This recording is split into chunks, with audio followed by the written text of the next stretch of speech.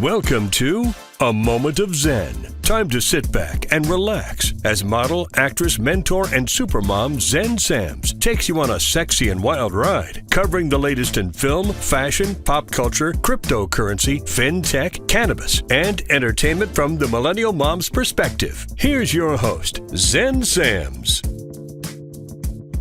Hello, my beautiful tri-state area. Welcome to our 112th episode, 2.5 years on the air and still going very strong. It's always such a pleasure to spend my time with you on the airwaves. Thank you for listening and interacting with me on social media. That truly does make it all worthwhile. Please make sure to follow me at Zen Sams. That's Zen with an X, not a Z. And remember that we're now live on Traverse TV Sundays at 1 p.m. Eastern. Of course, all episodes of A Moment of Zen are now streaming 24/7 on Kathy Ireland's Your Home TV. And you can always find us on our YouTube channel at Zen Sams. We have such a great show lined up for you today. In our Business and Buzz segment brought to you by Culinary Financial, we're chatting with Gogo Bethke, realtor, real estate social media queen, podcaster, and host of Gogopreneurs, airing on Kathy Ireland's Your Home TV. Today, we're chatting all about real estate, investing, and how women are paving the way in the industry. In our Culinary and Wine segment, featuring Peter Guimaraes from Bice Cucina, we're chatting with the celebrity himself, all about summer in the city, what Bice Cucina has lined up, Peter's take on the New York City dating scene, and what he really thinks about Mayor Eric Adams. In our Travel Treasure segment brought to you by Navé Travel, today we're featuring Kiersten of Kiersten Brooke Travels, a true inspiration for parents around the world, showing that travel can continue even with little kiddos in tow. She's here today to share her invaluable insights and experiences, offering up helpful tips and tricks for parents who want to explore the world with their young ones.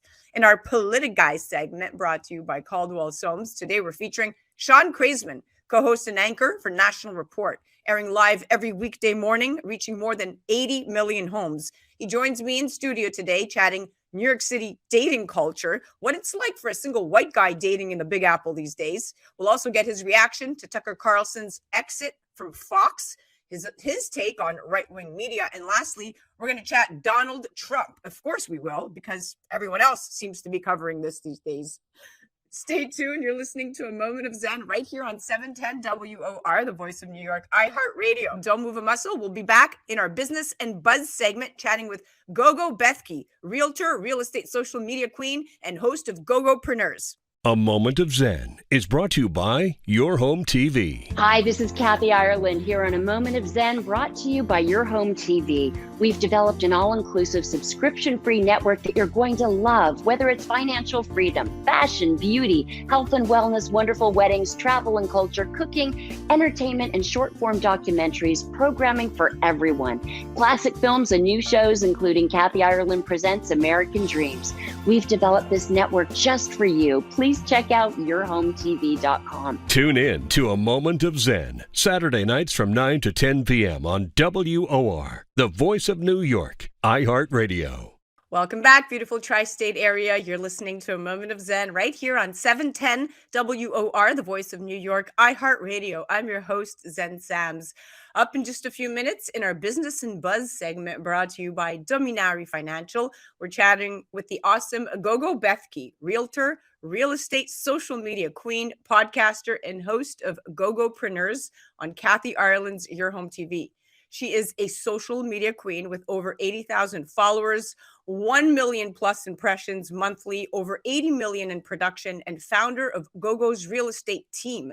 She is ranked top 3% realtor in the nation and top 125 most influential people by Success Magazine. She's been featured in The Real Producers of Oakland County and did it all organically. Today, she's here chatting all about real estate, investing, and how women are paving the way in the industry. Now, when it comes to real estate, men have historically dominated, but the future is now female. Today, successful women in real estate represent the majority of the industry, and many are advancing to leadership positions across the nation. Women represent the industry majority in the United States, making up 67% of realtors. When compared to the male-dominated industry of the 20th century, this uptick is a big win for females in real estate. Now, a typical realtor today is a 54-year-old white female who is a homeowner and college educated. Although female representation is high, of course, like everything else, gender gap related, we have a long way to go. The industry has tons of room for improvement. Welcoming now to the show is the amazing Gogo Bethke, podcaster, host, and real estate queen. Welcome, Stunner. Thank you so much for having me. So exciting Thank to you. be here. I love those Yeah, stats that you just shared. Someone did their absolutely. research. Well, we always do our research, number one show on the edutainment circuit. So now let's chat. Whether you're an aspiring woman realtor or already have a successful career in the industry, it's helpful to have peers and role models to inspire your continued growth. Where did your inspiration for real estate come from? Well, I wish I was like, oh, when I grow up, I'm going to be a realtor, right? It wasn't. It wasn't even my idea. I'm a foreigner. I was really good on Facebook because I had to be, because that's how I kept in touch with my family back at home. And my neighbor at the time thought that I would make a great realtor. So it really is her inspiration. I can't take credit for it. After I decided to get licensed, I'm the sorest loser you'll ever meet. So just as you did your research, I did my research. 80% of the realtors leave real estate in the first 2 years. I didn't want to be a part of that 80%. So then I had to figure out, how am I going to be a part of the top 20%, right? And to be honest with you, at the time, now we are talking 12 years ago, most of the top producing realtors were men. So it's not that I necessarily modeled women. I just happened to be a woman, but I model anyone that's really good at what they do. That's a great answer. And where's home for you? Home isn't where I'm from, or home isn't where I live now? Home is where you're from. You said when you got here from home. Oh, got it. Yes. So I'm from Transylvania, Romania, but I am Hungarian by nationality. Oh, I love it. You are living out the American dream, Mama, without a doubt. You are so representative of this. Now, what type of real estate do you specialize in? What markets and how big is your team? Yeah, so I'm technically personally retired. So I'm living the financial freedom life in Florida, but I'm licensed in Michigan.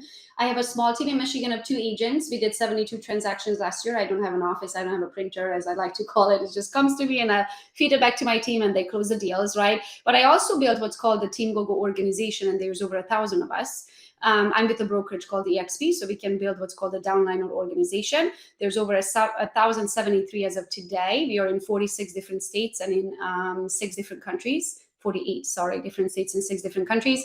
And we did $2 billion in sales, actually $5 million short of $2 billion in sales in 2022. You are a beast. Wow. You like female trailblazer all the way. And I'm so proud to call you my friend, because not everybody accomplishes what you've accomplished, especially being a foreigner. You did not have the road paved out for you. You did not have somebody hand this to you. You built it. So you've retired in Florida, but you have and you practice big city mentality. You stress the importance of personal branding on your newly launched show on Kathy Ireland's Your Home TV, Gogopreneurs. You emphasize how one's reputation is important, because real estate is all about relationships, and others' perception of you can really impact your income. Tell us what we can expect on your show. Give us the 30-second quick and dirty, or clean, if you will. Yeah. So my career started in real estate. So when I got asked to do a show, I was like, okay, what would I do a show about? And actually right around that time I was flying, and someone asked me, I was sitting next to a random person on a plane, right? And he asked me, he's like, oh, what do you do for a living? I was like, oh, what do I do for a living? I do so many things. Today we own 9 different companies. They're somewhat all tied to real estate, but not really, not all of them. So I figured I'm really an entrepreneur nowadays. I hate to say just realtor. I'm not seeing it in the bad, being a realtor is a full-time, very hard job, right? But I just realized I'm doing so many different things. So when I came out with my show, I wanted to be entrepreneurial. So now it's called Gogopreneur. And I try to show everything, the good, bad, and the ugly of entrepreneurship, anything from the basics all the way to financing. Like right now I'm going through this lesson I never had to learn before, of what to do with money. Right. So I really take people onto the journey of where I started and the lessons I learned in the middle. So hopefully they get to learn through my experiences, so they don't have to go through those life lessons themselves, because some of the lessons hurt. Right. So if you can learn it through somebody else's mistakes, then might as well do it that way. So really the idea is, as much as I can squeeze into the entrepreneurial world and of my knowledge and the people and connections, I'd like to do that. What an inspiring show. And I love the title, Go-Go-preneurs. It feels, I mean, it's part of your name, but more importantly, there's so much more meaning in between all of that. You know, go-getter, entrepreneurs. I mean, you've managed to really brand yourself very nicely. Now, interesting. I want to get your perspective on this, but let's chat the rise in single female home ownership. So, very interesting article came out saying home ownership for single women is on the rise, with single females being 5% more likely to own a home than their single male counterparts. Additionally, the same study found that single women represent more than double the amount of owner occupied homes as single men do in every major US city. Now, with single females as a leading group in home ownership, women realtors may have a unique advantage with this demographic based on the potential for shared experiences and perspectives. What do you say to this? And are female realtors filling a void? I mean, you might not want to hear what I have to say, right? But I'm not huge on separating men from women. I believe that I can do whatever the heck I feel like doing. And I believe that men can do whatever the heck they feel like doing, right? So I don't know if I would be the perfect person to answer this question for multiple reasons. Hey, I've been married for 20 years. I don't know what single women do nowadays. I haven't been in the market, but why not own a home? Like, I don't know why we have to separate a single man or single woman.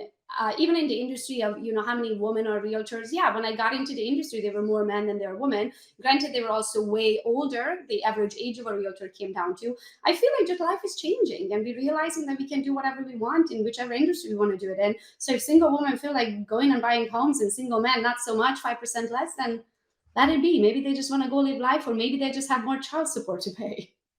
Or yeah, or really women are just paving the way to say, listen, I can own a home with or without a man. 5% is nothing per year, but 5% compounded over the next 5 years will show a huge increase. It's a worthy statistic, especially if we chat and we try to combat this equal pay, I mean, or a lack thereof here in America. We still have staggering gender pay gaps, and they exist everywhere, right? In 2020, if we looked at where women brokers were, women brokers and sales agents made 69 cents to a man's dollar for the same job. Now, of course, this gap is narrowed to 92 cents to the dollar at the management level in real estate. So it keeps going up.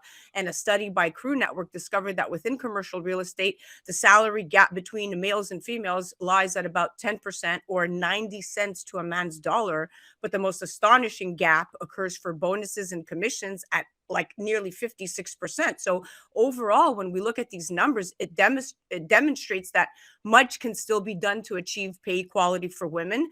And when we look at somebody like yourself, you might downplay it, but other women are looking at you, Go, and they're saying, wow, look what she's done. Look at the team that she leads. And whether you lead as a male or a female in what particularly you've done, you've led by example, but you have paved the way in an industry that is not easy. I would like to get your perspective on this.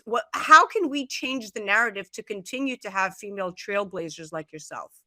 So when you look at it, those numbers that you share, those are on the employee side of real estate, right? Most realtors, we are not employees. We are 1099 contractors, right? So when I go in for a listing appointment, I don't necessarily go in with the idea of like, okay, am I going against a man or am I going against a woman? To me, everybody's competition. I could care less who's on the other hand. I'm going to go do a good job so then I can get hired. Right. So those percentages that you shared, like those are hired brokers. I haven't been hireable for the last 12 years. I couldn't share what those people must think when they go accept a job. I can tell you that if I found out that the same male broker who's doing the same exact job than I do would get paid more, I would sue them for this. I would never accept a job. Well, we know. Well, that's what I'm saying. That's what the numbers point to. Yeah, I would never. So I couldn't comment on that, A, because I'm not hireable, and B, if I was hireable, I would never take a job for what I'm worth plus tax. Oh yeah, exactly. No, of course not. Now, what are the current projects? I mean, you're an entrepreneur, so you must be doing a lot. Do you have any charity focused or social activism components to your ecosystem? I'm still very much in the grind, but my 2024 goal is to start my own nonprofit organization. My oldest son is type 1 diabetic. And so I would like to do something where we would find a cure. Currently, only 2% of the actual collections that they get, or donations, I should say, they get for type 1 diabetes 98% goes for bettering life with diabetes. Well, I can tell you, people who live with diabetes, they don't want to live with it. Okay, nobody wants to have a better life with diabetes. People want to find a cure to live without diabetes. So I would like to do a nonprofit organization and have a cause for that, since it's in my family, right? My firstborn baby is type 1 diabetic, so as long as I live, I will fight very hard to find a cure. Also, what I would like to do is English. I feel like so many, even of my own people, they'll come to this country and they have a really hard time blending in or learning the language. And especially now with VAs and the ability to working for other countries, I feel like if people in Romania could learn the language English, right, then they could have so much more opportunity to work and make more money. An average income in Romania is around $600 to $1,000 a month now. So imagine if they could just speak English and make $3,000-4,000. I mean, that's all you need to do is learn the language. So I would love to start some sort of a program where we would teach English back at home. Now, granted, I only get to go home 4 to 6 weeks every summer, so I wouldn't be the one teaching yet, but starting an organization that teaches English, that would be awesome. Wow, you're very accomplished. You got a lot going on. Thank you so much for such a great interview. You did a very thorough job at describing just how effective great leadership is, and more importantly, how you've basically lived out the American dream. So congratulations to you and all your success. Thank you so much. Thank you for having me. Yeah, absolutely. Guys, that was our Business and Buzz segment brought to you by Dominari Financial. That was the amazing Gogo Bethke, realtor, real estate social media queen, podcaster, and host of Go-Go-preneurs on Kathy Ireland's Your Home TV. You could head directly to gogobethke.com, and you can also check her out on the gram at Go-Go Real Estate or Go-Go Bethke. You're listening to A Moment of Zen right here on 710 WOR, the voice of New York, iHeart Radio. We'll be right back after this. A Moment of Zen is brought to you by Your Home TV. Hi, this is Kathy Ireland here on A Moment of Zen, brought to you by Your Home TV. We've developed an all-inclusive subscription-free network that you're going to love, whether it's financial freedom, fashion, beauty, health and wellness, wonderful weddings, travel and culture, cooking, entertainment, and short-form documentaries, programming for everyone. Classic films and new shows, including Kathy Ireland Presents American Dreams. We've developed this network just for you. Please check out yourhometv.com. Tune in to A Moment of Zen, Saturday nights from 9 to 10 p.m. on WOR, the voice of New York, iHeart Radio. Welcome back, beautiful tri-state area. You're listening to A Moment of Zen right here on 710 WOR, the voice of New York, iHeart Radio. I'm your host, Zen Sams. Coming up in our very famous Culinary Wine segment, this week we're featuring returning guest Peter Guimaraes, managing partner at Bice Cucina Restaurant Group and quite the celebrity himself. Today we're chatting summer in the city, what Bice Cucina has lined up, and his take on the New York City dating scene. And of course, we're going to get his take on what he really thinks about New York City's Mayor Eric Adams. Now, warm weather is officially around the corner, and it's time to snag a table under the sunshine, pull up a chair, and gather your friends, because outdoor dining in New York City is one of our favorite things to do. Bice Outdoor Patio and Bar is finally opened. They specialize in delicious, fine Italian dining in Midtown Manhattan. They're established since 1926, and they are among the busiest and most renowned Northern Italian restaurants in the United States. Dishes such as the incredible lamb chops, shaved octopus carpaccio, one of my personal favorites, osso buco, and the seafood risotto really demonstrate the chef's skill in blending Northern Italian and American cuisine with uncompromising results. Welcoming now to the show is the amazing Peter Guimaraes. Welcome, superstar. Wow, that place sounds amazing. I think I'm going to go there for lunch. I love it. I love that you are in studio. You are quite the celebrity yourself. So nice to have you here, my friend. Well, thank you for the kind words. I don't know if I'm a celebrity or whatever you want to call me, but coming from you, that's a high compliment, and thank you. Absolutely. So conveniently, Peter, you're located up the block from us right here at iHeart headquarters, right on 55th Street, and you are in prime Midtown spot. What can we expect when dining at Bice? Talk to me about what the weekday crowd feels like versus the weekend crowd per se, and what summer events and specials are you most looking forward to? Well, you know, it seems like this winter was really long, right? Like everybody's just been dying to get out. People were texting me, when's the patio opening? When's the bar opening? Like, why am I going to put a bar outside? It's 55 degrees. Nobody's going to sit out there. So, you know, this week we got everything ready. I took down the enclosure from the winter, and now we're open up for spring and our summer. I have my outdoor bar, which, people today still come and tell me that outdoor bar saved them from COVID. Not saved them from COVID, but, help them get through the COVID experience. So as soon as people start seeing me fix up the bar, painting the sides of it and getting it ready, people get crazy. They start coming over. Last night we had the bar full, and people were excited to be out. And, it's always my favorite time of the year to see people starting to come out. Yeah, absolutely. Listen, you often bring a DJ at nights and on weekends, and you turn it up for your patrons, and people do really love the vibe. I mean, celebrities are often seen enjoying themselves, and you pride yourself on your solid relationship with your VIPs. How did you get so famous yourself? Because although you would like to argue that you're not a celebrity, you do dabble in VIP status, even having ran for mayor of our great city, yet mismanaged city, and you should have won, Peter. Talk to me about that. How did you get famous? Well, I was always involved in, the hot crowd as a young kid. I grew up in the only nightclubs in Connecticut and also in New York. So, we always had our VIPs, which kind of followed me throughout my career. I wasn't involved at the time. I was still in high school, but my partners opened up a Bice on 54th Street in 1982. And a year later, it became one of the hot spots destinations. And I would come up on the weekends to hang out, and you would see Frank Sinatra, Sammy Davis Jr., Madonna. You would see Harry Kissinger. You would just see people from all walks of life. Billy Joel, which still comes to us today before he performs at Madison Square Garden. So, it's just one of those things. And then as we became bigger, we started opening up restaurants all over the world. We're in Dubai, Istanbul, South Africa. We're in Palm Beach. We're all over Florida.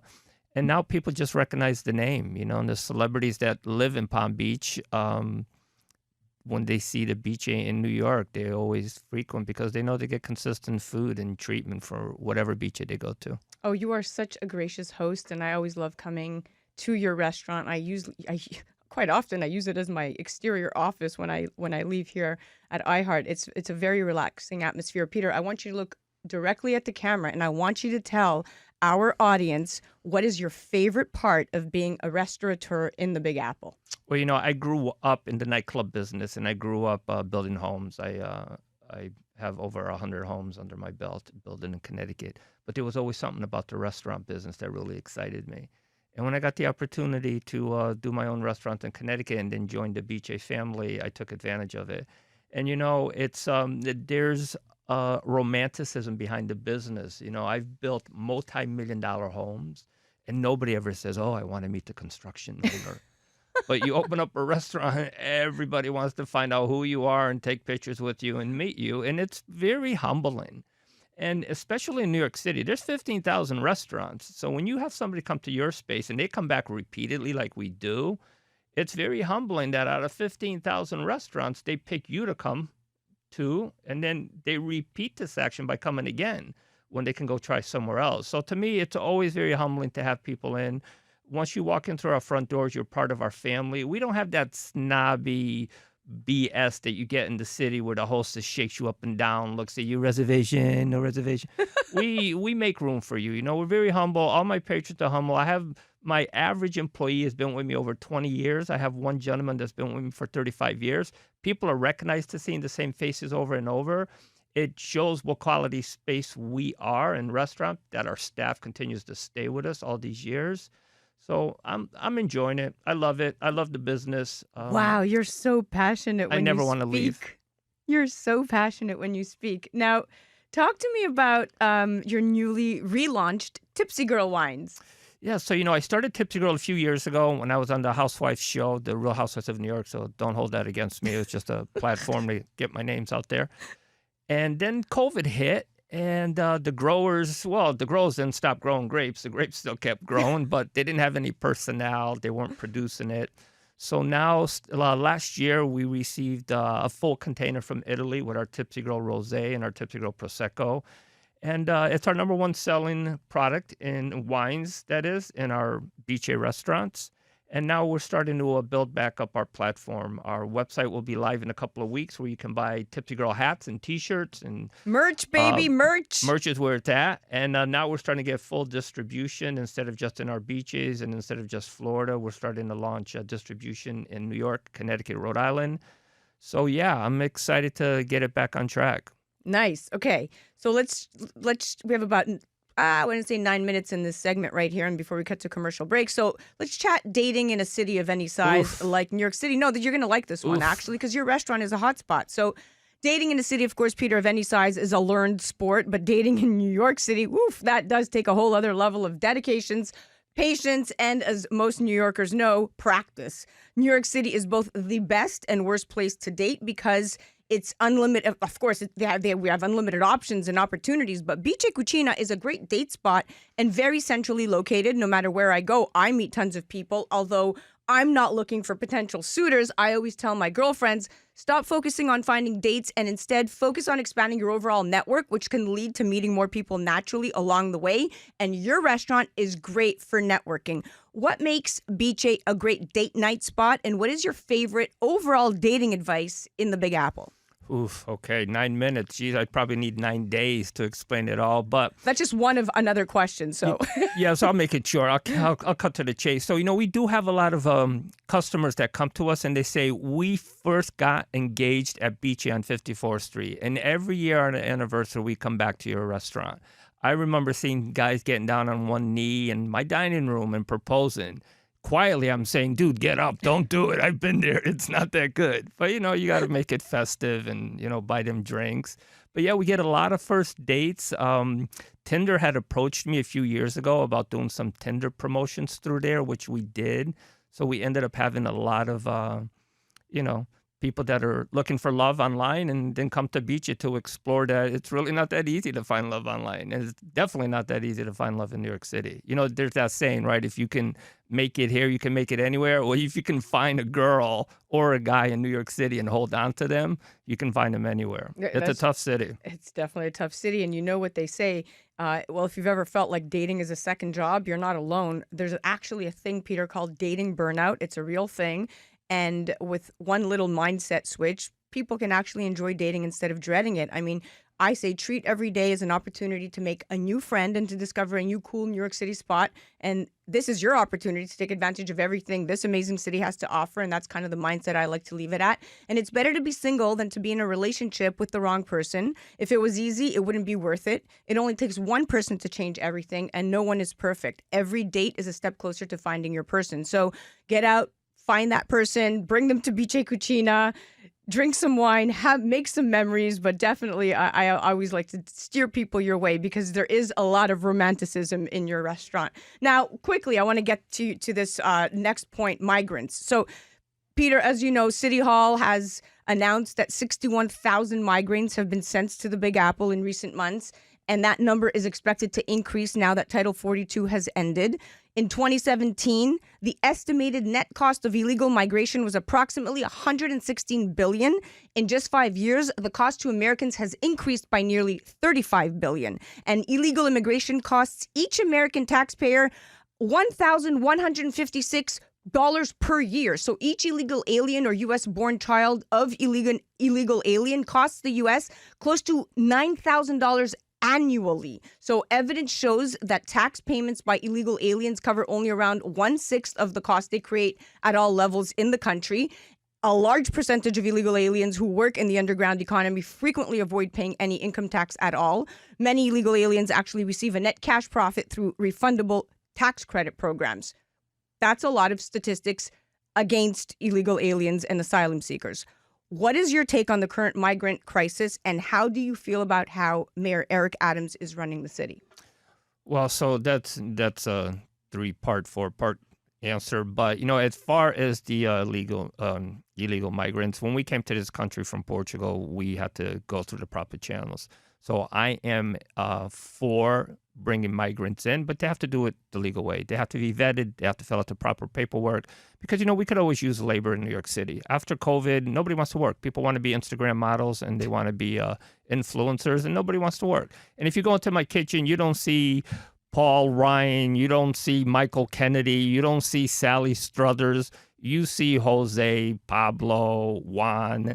So these are all migrants that have come to this city. And just in case anybody's listening, they are all legal. They do have their papers. I have verification. So I don't want to get any calls after this.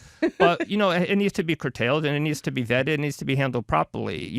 You're a sanctuary city like everybody in New York City says, from the mayor all the way to the governor, until you're not.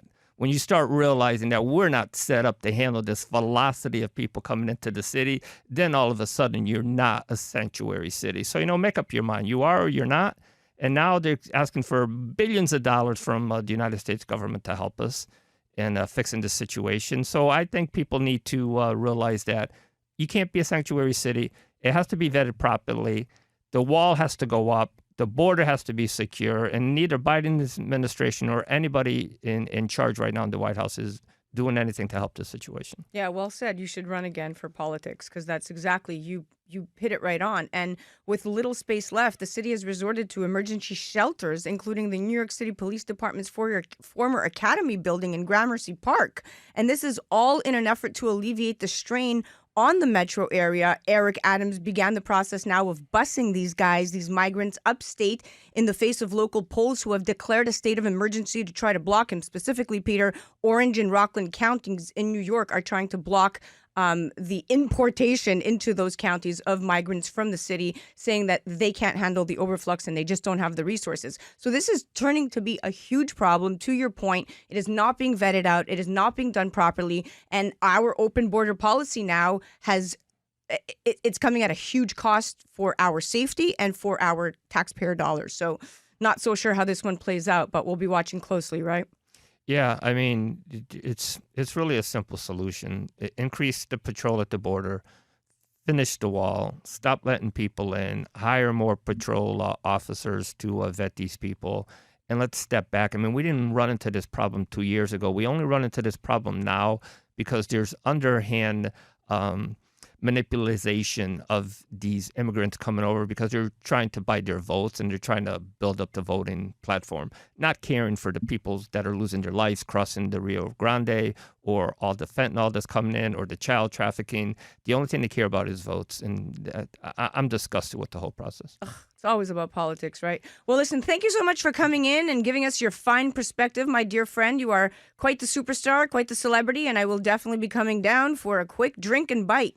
Thank you. And as you know, I'm newly single, so if anybody's out there, you can come to Bice. You'll see me. You'll see me crying in my drink at the end of the bar. Eligible bachelor, Peter Guimaraes. Right. Okay. Well, now 1.8 million people in promotion just heard that. Peter Guimaraes, eligible bachelor, head to Bice Cucina. He's taking appointments. But I will be vetting. I'll be doing a vetting process. That was our famous Culinary Wine segment. Peter, thank you so much for coming on. And it's a pleasure always. We'll see you later. That was returning guest Peter Guimaraes, managing partner at Bice Cucina Restaurant Group. Head to bicecucina.com, or you can check him out on the gram at Peter G for NYC or Bice Cucina Midtown. You're listening to A Moment of Zen right here on 710 WOR, the voice of New York, iHeart Radio. We'll be right back after this. A Moment of Zen is brought to you by Navé, a members-only travel portal exclusively available through Organo, offering members steep discounts on nightly or weekly hotel stays, cruises, auto rentals, excursions, and so much more. With its travel getaway portal, Navé makes the days of surfing multiple travel sites and spending hours evaluating the best deals done with. That's because with Navé, you are guaranteed the best prices. Plus, to gain access to an even more expansive collection of condos, hotels, cruises, vacation villas, fantasy getaways, and concierge service, there's Forever Weeks. Simply purchase a Navé Forever Weeks package one time and enjoy the benefits many times. With Forever Weeks, forever means forever. Not only does Navé guarantee you the best prices, but it is also one of the few travel portals that pays a referral bonus, in addition to you earning rewards points, which can be redeemed on the Travel Getaway portal for further discounted hotel room rates. Become a member today and navigate the world of travel. Navé, the world for you to experience. For more information, go to nave.travel. That's Navé, Nave.travel. Welcome back, beautiful tri-state area. You're listening to a Moment of Zen right here on 710 WOR, the voice of New York, iHeart Radio. I'm your host, Zen Sams. Today, in our Travel Treasures segment brought to you by Navé Travel, we're featuring Brooke of Brooke Travels, a true inspiration for parents around the world, showing that travel can continue even with little ones in tow. With her 2-year-old daughter, Adeline, they have already visited 11 countries and been on over 40 planes, proving that adventure and exploration do not have to stop when a family grows. She is excited, but also a bit nervous for the future, as she is due with baby number 2 later this year. Her courage and tenacity in pursuing her passion of traveling while raising a family is a shining example for all parents who want to create lifelong memories with their kiddos. Now, travel can be an enlightening and eye-opening experience for children of all ages. There's new foods, experiences, and sights, not to mention quality family time. But traveling with children can also be an overwhelming proposition. Unpredictable schedules, long packing lists, and cranky kids are just a few of the challenges. Luckily, we have an expert on hand ready to give us those long awaited travel tips, especially with summertime vacation plans underway. Kiersten is here to share her invaluable insight and experiences, offering up helpful tips and tricks for parents who want to explore the world with the young ones. Welcoming now to the show is the amazing Kiersten Brooke. Welcome, superstar. Thank you so much. I'm excited to be here. I'm so excited to chat with you. Okay, so let's dive right in. What tips and recommendations do you have when choosing your destination with infants, toddlers, and young kids in mind? Oh, choosing a destination, that can be hard. First of all, I say that you want to go somewhere that you actually are excited about going. So we've gone places like maybe all inclusives that are more kid friendly and kid catered, and you can, search the web and just search for kid friendly all inclusives and find something like that if you're looking for something more relaxing. But we've also done things that are more like on the adventurous side, like we traveled to many countries in Europe. I even traveled to a couple without my husband and with my toddler. And so I say you can do it all, but if it's your first trip, it's really important to look up, do your research, find something that's kid friendly and possibly like an all inclusive. I like all inclusives just because you don't have to worry about the food or anything. Once you get there, it feels like you're on vacation. So that's what I highly recommend for like a first trip. But after that, I feel like you and your little one gets more experienced and it becomes easier the more you do it. Oh, yeah, just like anything else. And you're right. I always choose interests first, destination second, right? I don't choose a destination. I choose what I want to do, right? Do you want to relax on the beach with your family? Do you want an adventure packed nature getaway with the kids? Are you Mhm. seeking an urban escape? And of course, once you decide how you want to spend your time, you can decide where you want to go, to your point.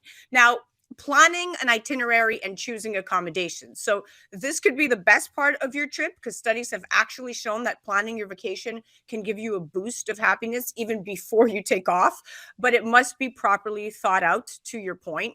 What are your thoughts? Hotel versus house, nonstop versus direct, drive versus fly? What do you say? Oh, okay. So, first, to your point, I totally agree. Planning the trip is sometimes more fun than the trip itself, it seems, right?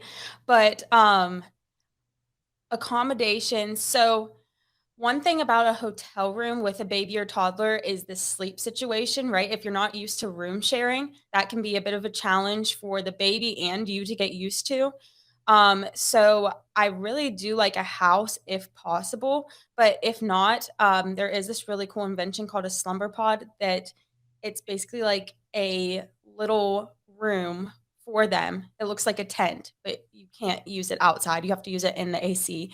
And you can put them into there and then close it up, and it's like a huge blackout room for them, or not huge, but it's a blackout room for them.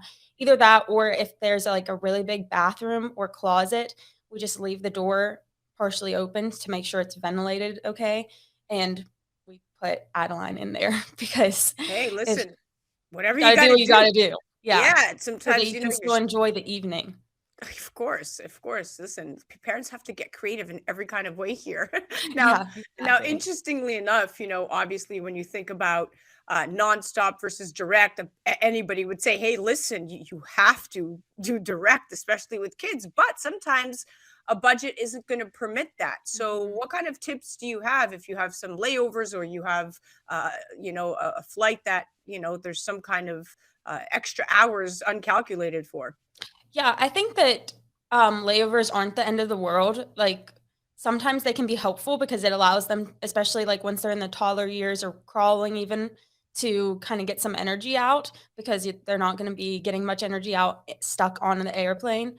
But it's nice if you can kind of plan those layovers so that they're sleeping on the plane, then getting energy out during the layover, and then sleeping again on the plane, if that makes sense. Yep. So that it's just all about planning and trying to time it right, but it doesn't always work out. Just know that even if it's a hard time getting there, like travel days are hard, they're hard on everyone. The destination is worth the journey, is how I put it. And true mom, it's spoken like a true mom. Now, let's talk about, do you need a ticket, right? So, although children under 2 can fly as lap seat children for no cost on most airlines, the savings aren't always worth it in the end, especially on long haul flights when you may be miserable having your baby sit on your lap the entire time. What are your thoughts on this?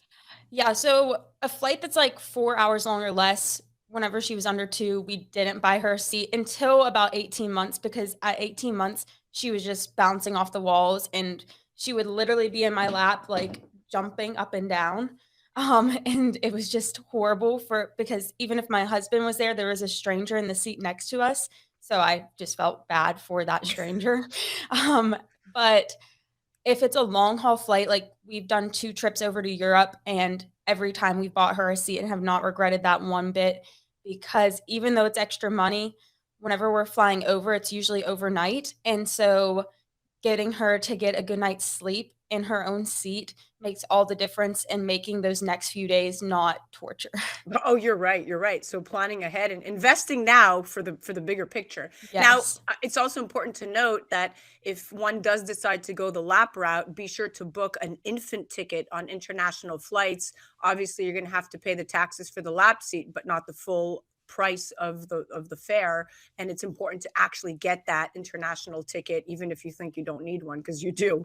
Now, keeping kids engaged at any age. So, um, we're looking forward to that upcoming family vacation, but want to make sure the younger family members are still going to have, their fun too. Keeping in Mhm. mind, of course, that strategies we use to help children have a good time on the road depends on how old they are. For instance, a baby has very different needs than a toddler or tween.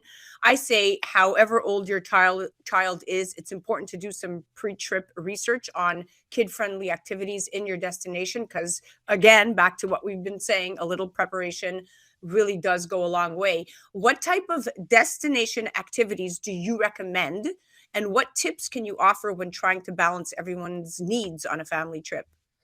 Yeah, so what you're exactly going to be doing, I think really depends on the destination, right? Like in Europe, there were tons of beautiful parks to look at that we enjoyed while she got to play on the playground or run around. Um, like in Paris at Luxembourg Gardens, there was these sailboats that you could rent, like little miniature sailboats that they could put in the water and walk Remote along control? with. Yeah, yeah. But we actually didn't get to do that this trip. It's a big regret of mine. But, but just, like, planning something in every day that, is specifically for them, and then if you have a flexible sleeper, planning something that, is either more relaxing, like just putting them in the stroller, having them walk them around to go to sleep, and then once they're asleep, just relaxing by the pool and reading a book, or, going to a museum that you really wanna check out, but you know that your toddler is not gonna be happy checking out that museum. Planning that for their nap time has really been a game changer for us and being able to experience something we want to experience, but then cater more towards her needs, while she's awake. And there are a lot of experiences that they will enjoy too. Like, a lot of museums and different things, they have interactive areas for kids. We've been pleasantly surprised by how kid friendly most places are Yep. because there are kids everywhere. You're right. And now when it comes to Bjorn foldable one-piece strollers and traveling Mhm. with food and snacks, what is your advice here? Find a good travel stroller. Find one that they will sleep in if possible. I know some little ones just won't sleep on the go, but that has really been like one of the best things we've done is make her a flexible sleeper. Um, be very prepared with things in your diaper bag, but try not to overpack, which that's the hard thing to balance, right? I have packing lists on my website that I use before every trip, and they have really been helpful for me in avoiding overpacking, but also making sure that I have everything that I need. Yeah, without a doubt. Listen, I was a chronic Bjorn user. I mean, Alexa went everywhere in that thing, and her foldable stroller was and still is my traveling house. A shout out to City Mini GT there. She's Nice. 7 years old, and when we travel, we still do this. She goes in the stroller, her dog jumps underneath the stroller Oh, basket. I put underneath the basket that I push with ease. We get to the gate, she gets up, walks up with her pup in tow, and I hand the stroller to gate check. Easy. So for me, awesome. You have and a system. I have a system and I still hang bags on it. And this is when my husband is, whether he's traveling with me or without, because that way she could put her iPad on, get her headset going, Mhm. and I'm just pushing her, and she's not, telling me she's too tired to walk or she doesn't want to walk anymore. She's, whatever. Now, I also used to travel with a thermos and a glass food container in the absence of a microwave. I don't know if you've ever tried this, but a very hot sink will do the trick. Or I start off with a frozen chicken breast in an airtight Ziploc, and 10 hours later, we have room temp thawed filet should we need some fast protein, especially when traveling for like Wow, 12 that's hours. smart. Yeah, or 12 hours or overnight. But what helped me a lot was with Alexa. I used to cook all her meals up until obsessively till 3.5 years old. And I used to prepare her meals. And sometimes we'd get places, and the ones that were in glass jars that were airtight, I would throw them in a very hot sink and leave them there for like 30 minutes. You would get pureed baby food at room temperature in the absence of a microwave. But these are tips and tricks I learned along the way. But I started following you on your Instagram because of all the amazing locations you have taken your daughter to, and now you're going to, seems like you're going to be doing it with baby number 2. But my last question to you has to do with time zones. So I'm going to cut to a commercial break, and then I want to talk about time zones and balancing kids sleep schedule. Okay, so don't move a muscle. That's our travel treasures segment, brought to you by Navé Travel. That was Kiersten of Kiersten Brooke Travels, a true inspiration for parents around the world, showing that travel can really continue even with the little ones in tow. Check her out on her Instagram handle at Kiersten Brooke Travels, or directly on her blog at kierstenbrooke.com. You're listening to A Moment of Zen right here on 710 WOR, the voice of New York, iHeart Radio. We'll be right back after this.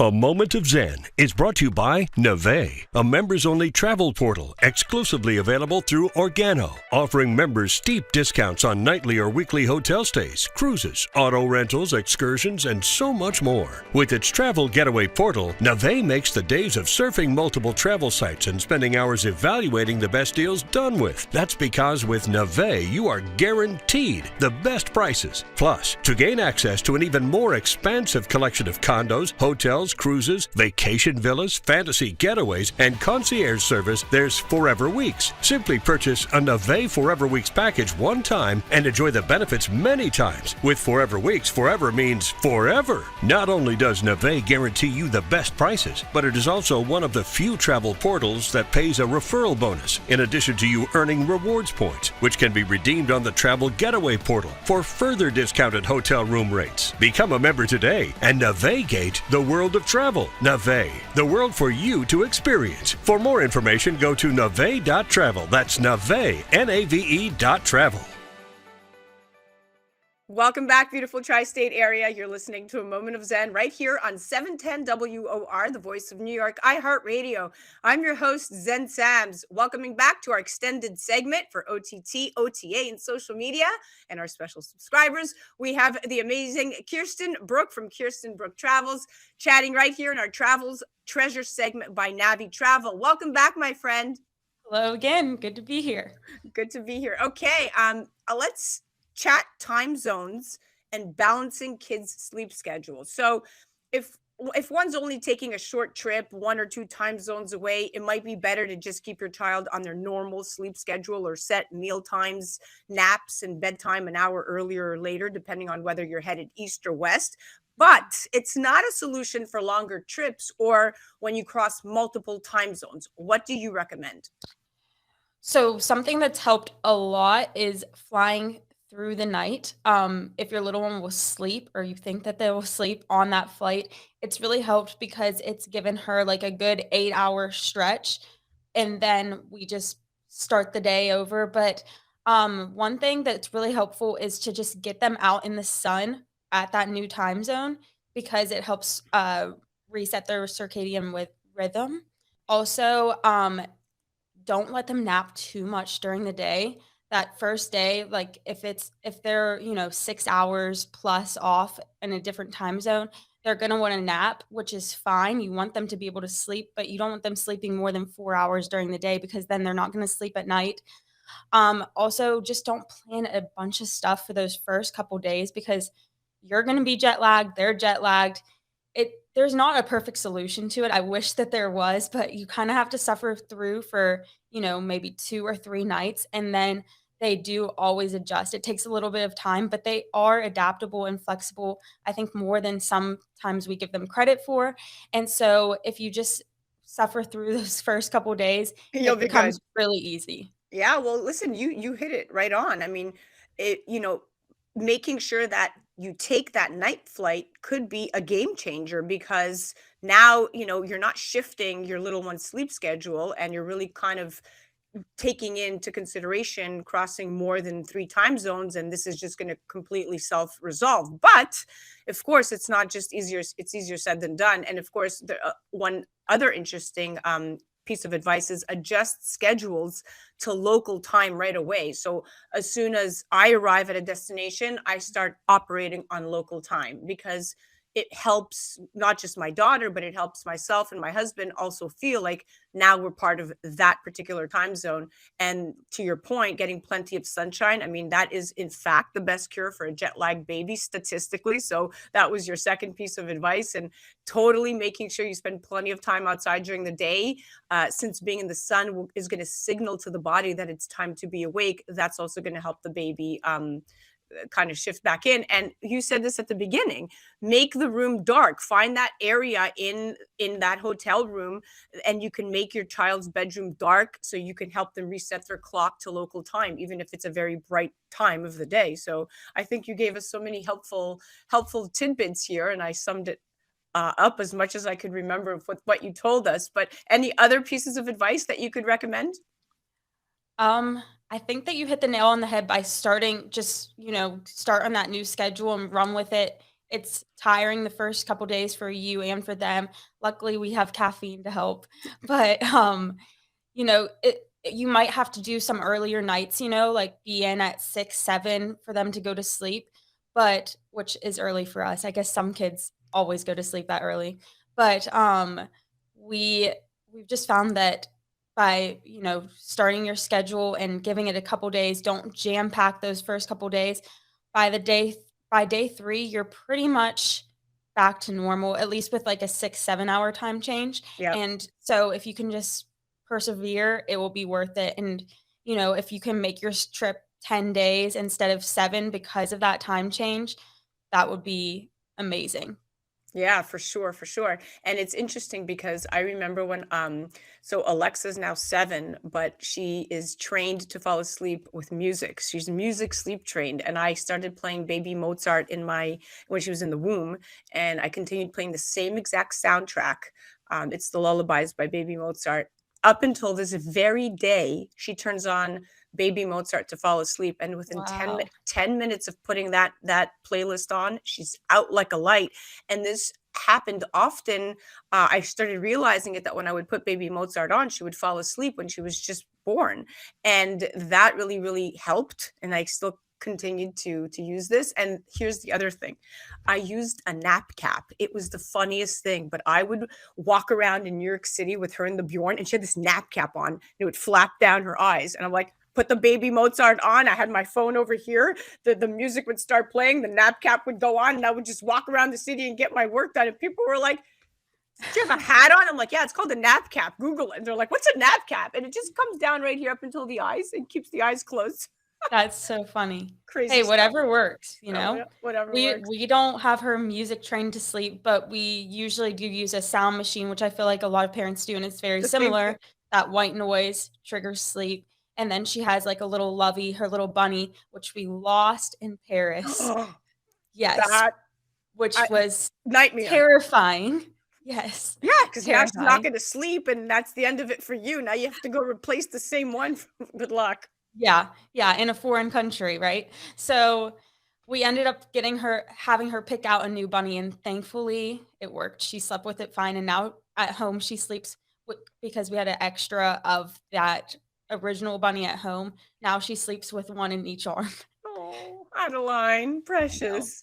Well, listen, so fun chatting with you. It was a great it's been conversation. awesome. You are quite the savvy travel expert, and I can't wait to see more of your Instagram stories, because that's how I found you. And I was like, okay, this girl's gonna think I'm stalking her. But I find a lot of our great guests on social media because that's where the moms follow each other. Yeah, yeah, I don't think you're stalking me at all, and I think it's awesome that you invited me on here. I'm really excited to hopefully have helped some people, and I love your insights too. I think I need to take up some of your hacks, like the freezing the chicken breast and then having it thaw 10 hours later. Like, Oh yeah, that's amazing. you could do that with filet mignon. See, go buy the filet mignon medallions Oh, yeah. and cook it, slice it, pre-slice it only enough with like a slicing scissor, like just get it right in there, put it in an airtight Ziploc bag times two, like get all the air out, almost like get it to a thin layer. And once you could freeze 10 chicken breasts, 10 filet mignons. The only reason I do this is not for my daughter, but I also travel with a service animal. His name is Elvis. He's a Shih Tzu, and he's on a very specific diet. So I have to travel with his food pre-cooked. She has asthma, my daughter, so he is a medical alert dog. So I've had to travel with, frozen food for a while. And I've realized on these 12-hour, long haul overnight trips, I'm unpacking the dog's food the first thing in the hotel room, and my husband and my daughter are like, "Could we have some?" And I'm like, "It's really just grilled food. Like, there's nothing bad about it, right?" Yeah. So I'm like, "Sure." So now they're eating the dog food. So now I started getting smart, and I started thinking, let me just pack extra food here for them, and I do. They each get an extra piece of chicken or extra filet mignon in the dog bag there. But I mean, I'm gonna grill it for the dog anyhow. But yes, these are the things I just learned along the way traveling with my circus. That's awesome. Yeah. Works like a charm. Well, listen, my darling, thank you so much. Come on more and we'll talk more travel. I love that. Okay, perfect. I could chat with you all day. Yeah, we gotta talk about road trips next. 100%. Let's do it. I'm in. You're going to be the next guest. Road trip. Okay, You're there. awesome. Can't wait.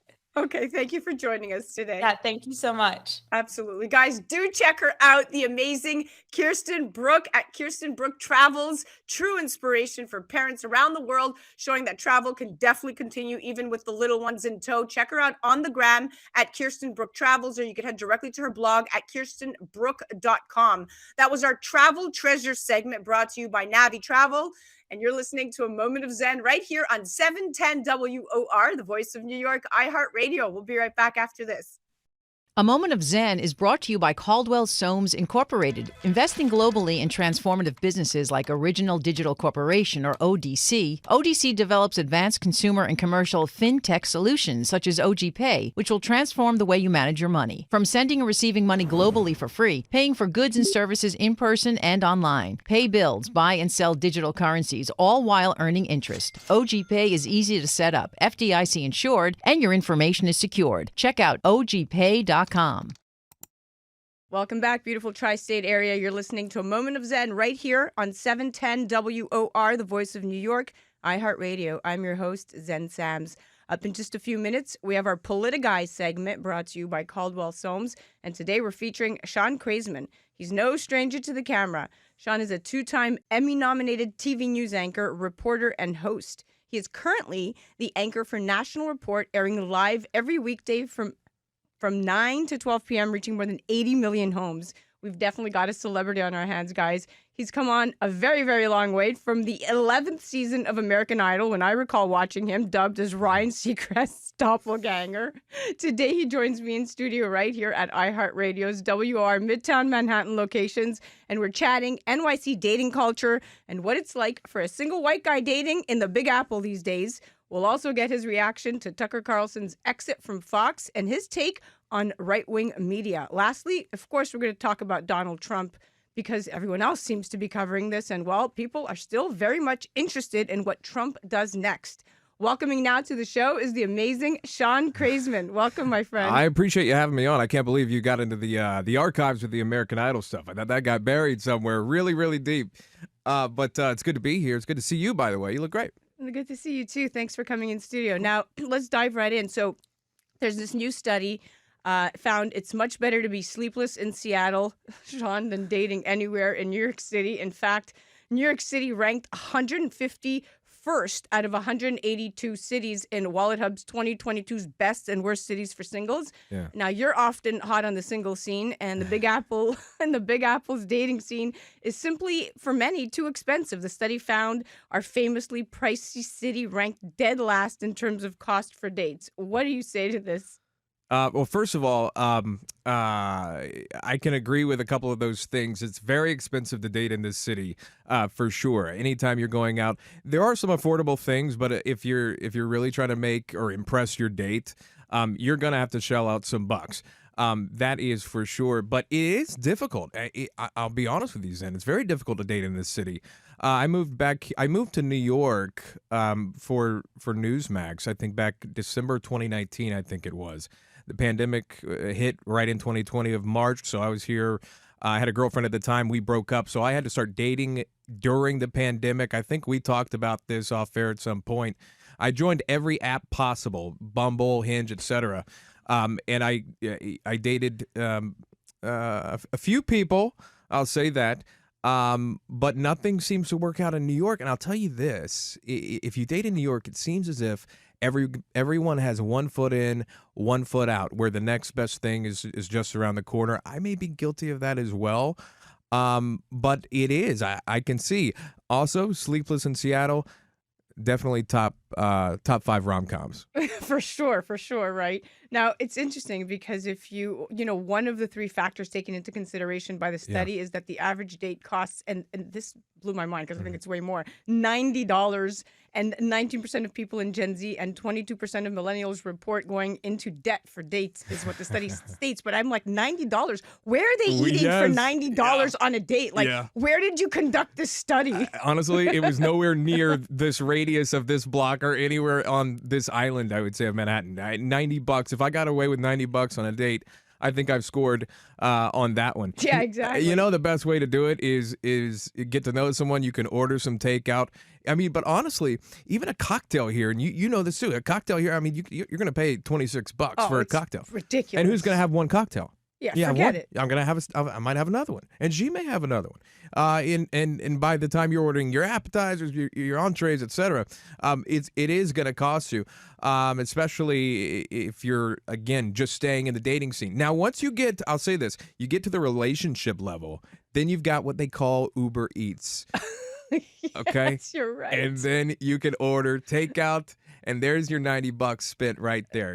You can make your own drinks at home if you'd like, but you can order the food in and you're good to go. The problem is finding that one and only special someone that you're willing to spend your entire weekends with in New York. Yeah, you said it. Okay, well, let's digress a little bit. Let's shift here. So let's talk Fox. So Fox, as we know, the big headliners here, Fox News recently announced that they split ways with Tucker Carlson, and the Wall Street Journal, owned by News Corp, which also owns Fox, reported that his contract was worth about $20 million a year, lasting until January of 2025.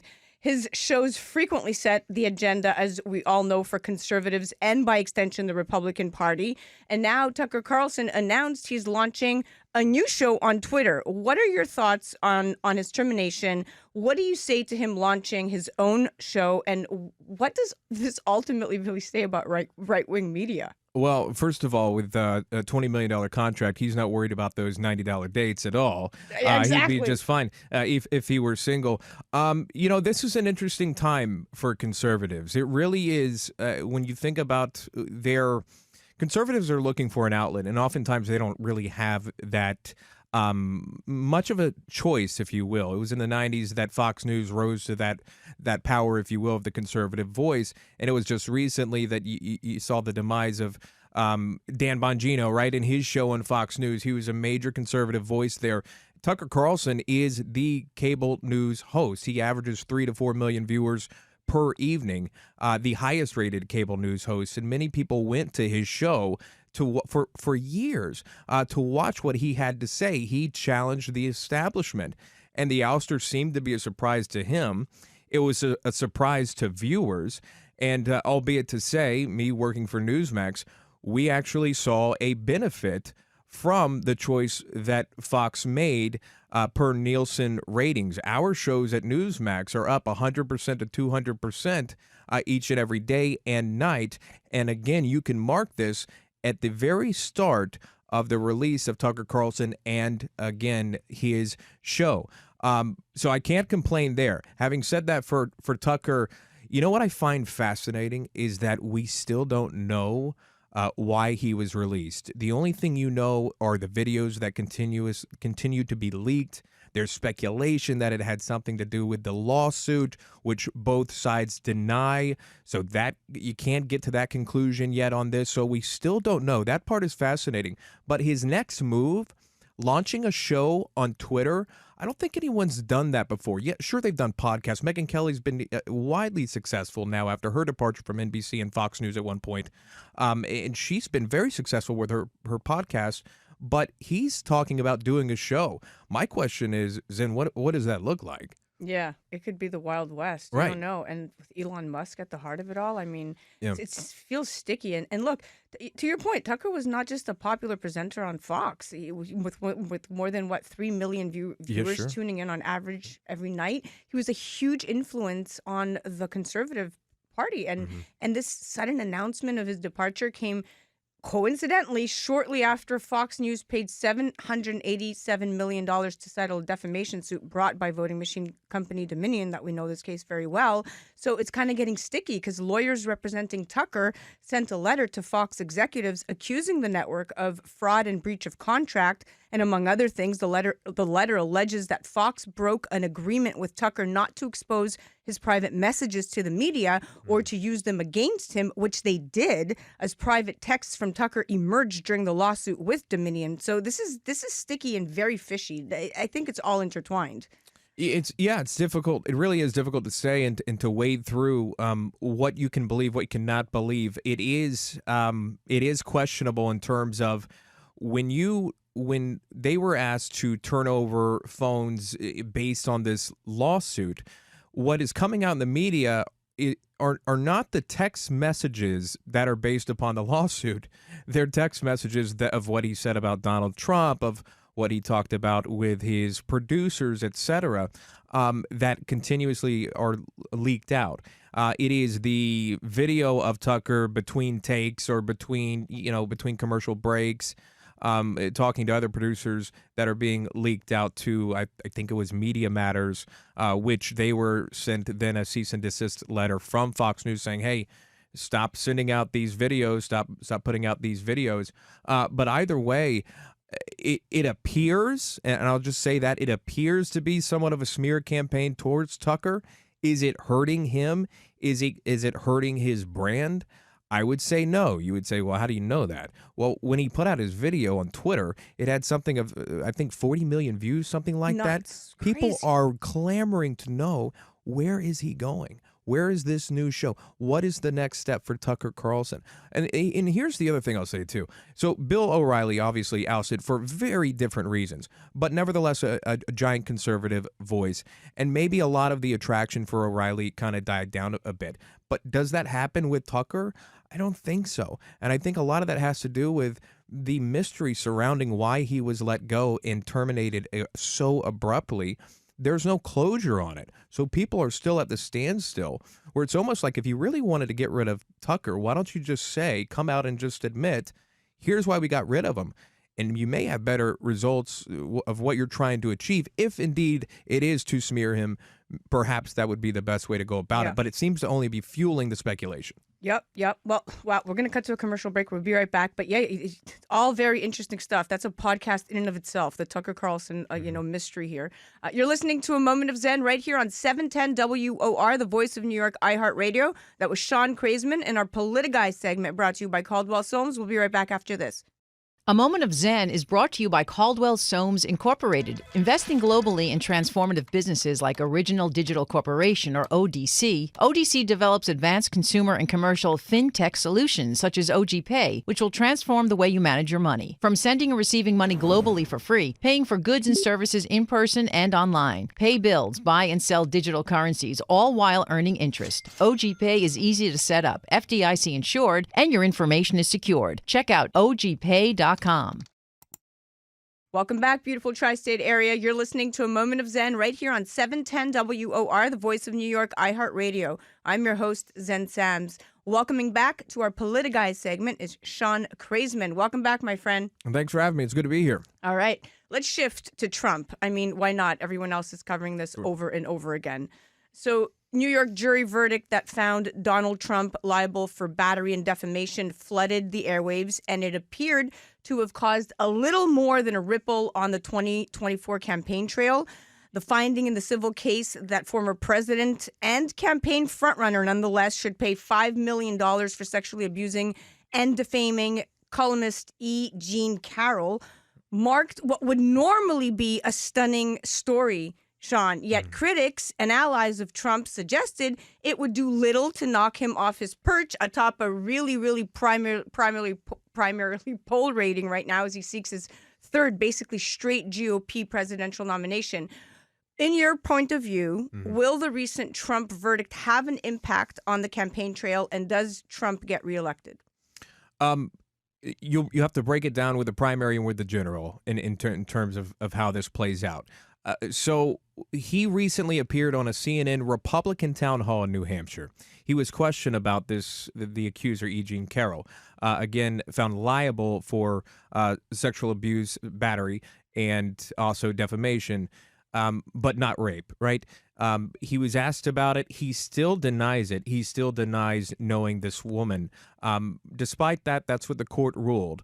And he was asked about it on CNN, and that was his response. And I think one of the, if I remember correctly, the moderator asked him about this, and he says, I don't think this will hurt me, and I'm paraphrasing, because he went up in the polls. His poll numbers in terms of primaries going against other Republicans that are vowing for the 2024 Republican nomination, no one's even close. Ron DeSantis hasn't thrown his name in the ring yet, but he still is obviously polled. And there's still some, I think, what is it, a 37-point deficit, something like that. Now, in the general, that's where he could potentially see issues, because this is where you're talking not to just your base, which are strong. This is where you're talking not to just Republicans. You are talking to moderates. You're talking to independents at this point. And female voters will look at that. And female voters will look at where you stand on abortion as well. And I think those are going to be a couple of hot topics. I believe he will be your Republican nominee come 2024, but it may play a role. And politics is a dirty game, right? We know this. We've seen this. It always has been. Do you think Democrats will use this as a tool? Absolutely. They have this suit that they could bring up against what would be their opponent in the general. But as far as the primary, I just don't see it playing a major role in terms of electability for the Republican ticket. Well said. And, you know, her credibility, look, I guess it was, the verdict is what it is. But I saw a clip on CNN with her and Anderson Cooper, and she wasn't even coherent. She actually made reference to rape being a sexy thing, and he had to cut to a commercial break thinking, like, well, who is this woman? What is she talking about? And the clip is out there. So, you know, again, I'll say what everyone else is privately thinking. If the defendant weren't named Donald Trump, would we be talking about this today? Would there even have been a lawsuit? No, whether it's the indictment stuff, the FBI raids, whether it might be, you know, whatever it might be, this is just another piece to all of that. And I think eventually folks will just tune out, because like I'm about there. A lot of people have made up their mind about him. There's no undecided people when it comes to Donald Trump, right? So if you don't like Donald Trump, you're still not going to like him. And if you like Donald Trump, this isn't going to change your mind. That's my perspective. Well, I mean, you're right. Donald Trump is a force to be reckoned with. They had to learn this in 2016, right? Everyone counted him out at that time. In 2020, he garnered 74 million votes. He has his base, and it's a strong base. I will say this, too, and you talked about the case and how this wouldn't have been brought up.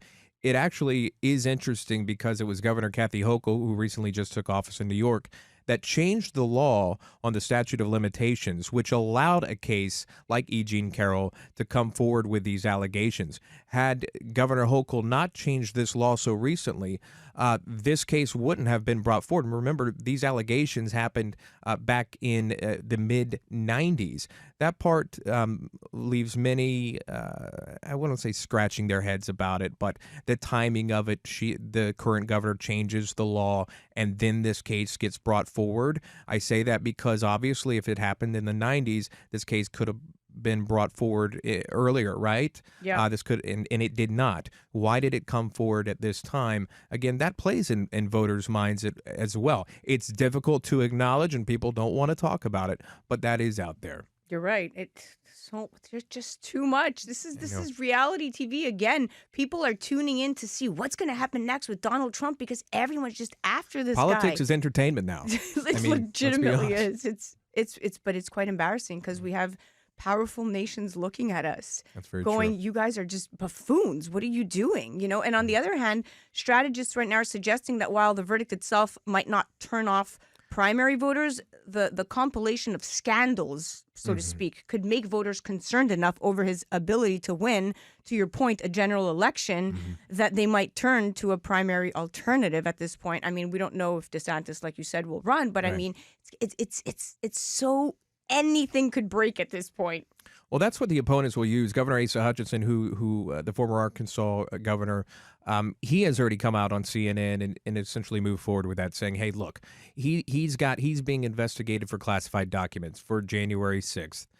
Investigated in Georgia, investigated by the AG in New York, the DA in New York. Now he's got this case from E. Jean Carroll against him. Don't you want to move forward with a different candidate who doesn't have scandals so that we can talk about things that matter in this country? And to your point, that's where some of his opponents can capitalize. But again, his base is so strong, his following is so strong that in the primary, I don't know. Again, I just don't know if that matters. And also what we didn't mention about the case is his attorney, Joe Tacopina, and Donald Trump himself has already said they plan to appeal this decision by the court. So we're still waiting to see a result from that and where that goes as well. Apparently, there were things that the judge allowed on one side within this case, but not allowed certain things from Tacopina, from Trump's attorneys within this case. So we'll see if that appeal makes a difference too. Yeah, good stuff. Good stuff. Lots of food for thought there. Thank you, Shaun. You're very enlightening. Thank you. I'm glad to be here. Thank you so much, Zen. Appreciate Absolutely, absolutely. Guys, that was our PoliticGuy segment brought to you by Caldwell Soames, and that was the awesome Shaun Kraisman, Newsmax anchor and co-host of the wildly popular National Report, airing daily on weekday mornings from 9 a.m. to 12 p.m. on Newsmax. You're listening to A Moment of Zen right here on 710 WOR, the voice of New York, iHeart Radio. We'll be right back after this. A Moment of Zen is brought to you by Your Home TV. Hi, this is Kathy Ireland here on A Moment of Zen, brought to you by Your Home TV. We've developed an all-inclusive subscription-free network that you're going to love, whether it's financial freedom, fashion, beauty, health and wellness, wonderful weddings, travel and culture, cooking, entertainment, and short-form documentaries, programming for everyone. Classic films and new shows, including Kathy Ireland Presents American Dreams. We've developed this network just for you. Please check out yourhometv.com. Tune in to A Moment of Zen, Saturday nights from 9 to 10 p.m. on WOR, the voice of New York, iHeart Radio.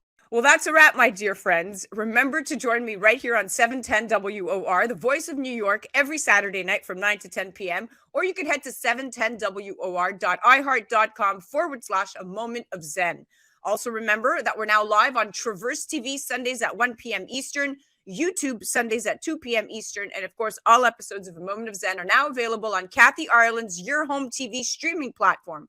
And you can head to our channel there at mox.yourhometv.com. Thank you for listening to A Moment of Zen. It's been an absolute pleasure being your host. Thanks to all of our sponsors that continue to make this show possible. And remember that happiness is the only thing that multiplies when you share it.